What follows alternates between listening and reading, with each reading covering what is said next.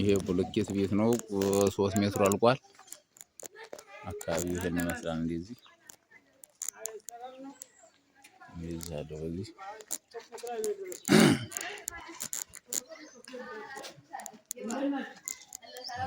ሰላም አደራችሁ።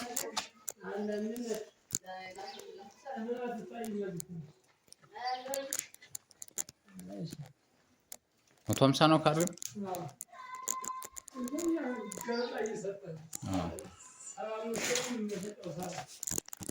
ሰባ ሚሊዮን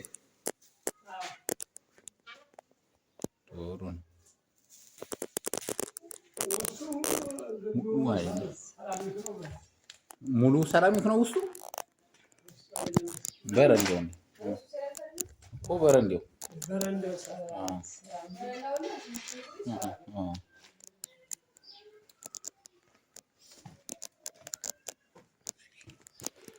ሻወር ቤቶች ሰራሚክ ነው ውስጡ።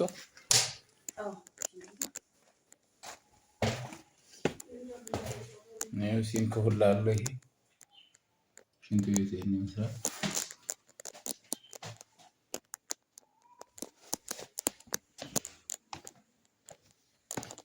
ቀርቦ ነው የሰሩት። በሰርተውታል። ቤቱ በድሮ ዲዛይን ሆነ።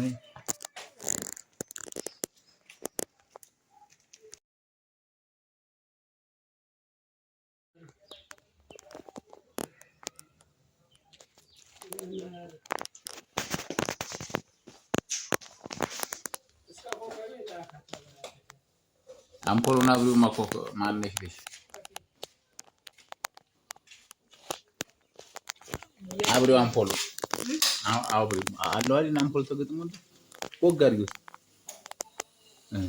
እዛው ይመረም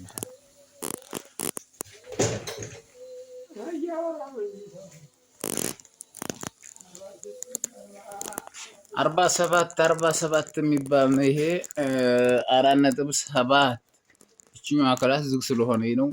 እዚህ አንድ ክላስ አለ በዚህኛው ጋር ሳሎኑ ያነው ውስጥ እንደዚህ የውጭዋጭ ኮርኒስ የላትም። ውስጡ ጂፕሰም የተሰራ ነው። እቺ ክላስ ብቻ ትቀር።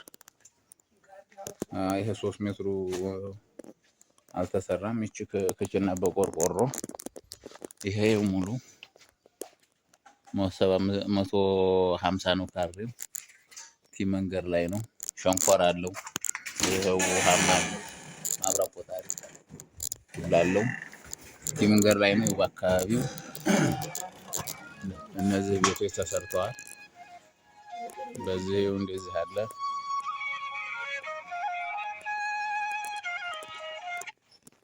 አሎ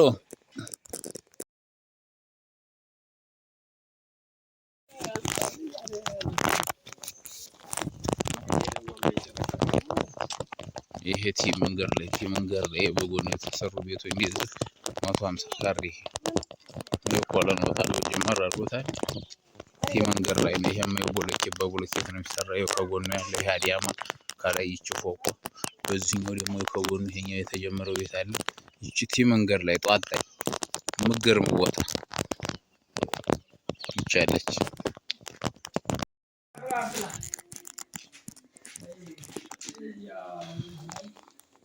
ይቺ 6 ሚሊዮን 200 ነው የምትባለው። አሪፍ ነገር ናት። ይቺ ይሄው በረንዳ ሁሉ 3 ሜትር አድርጓል። ይሄን ይመስላል። ይቺ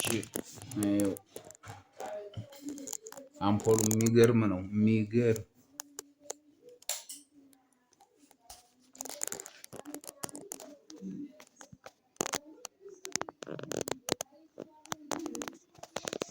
ይቺ ትንሿ ክላስ ናት። እዚጋ ሳሎን አለ። ሳሎን ይብላ እንጂ ይብላ፣ ምን ችግር አለው? አረ ይብላ እንጂ የሚበላ ተገንቶ በዚህ ዘመን አብራውማ ጋሼ ማብራቱ ቦግ አድርገው። ይሄ ሳሎኑ ነው። አምፖሉ ብቻ የሚገርም ነው። ይሄ ሳሎን ነው። ታይጋዛይ ክችን አለ አንድ ክላስ። በዚህኛው በኩል ደግሞ 3 ሜትር አለ እንትን አለ 4 በ4 አልጋ ቤቷ ታምቡራተር በር አለው። 6,200,000 ብር ነው የሚባለው። ይሄ ውስጡ ሁላ የሚገርም ነው። ጧጣይ ነው። ይሄ በፊት ለፊት ይሄ ወለሉ አይቼዋለሁ። አዎ እና ይቺ የበረንዳው ኮርኒስ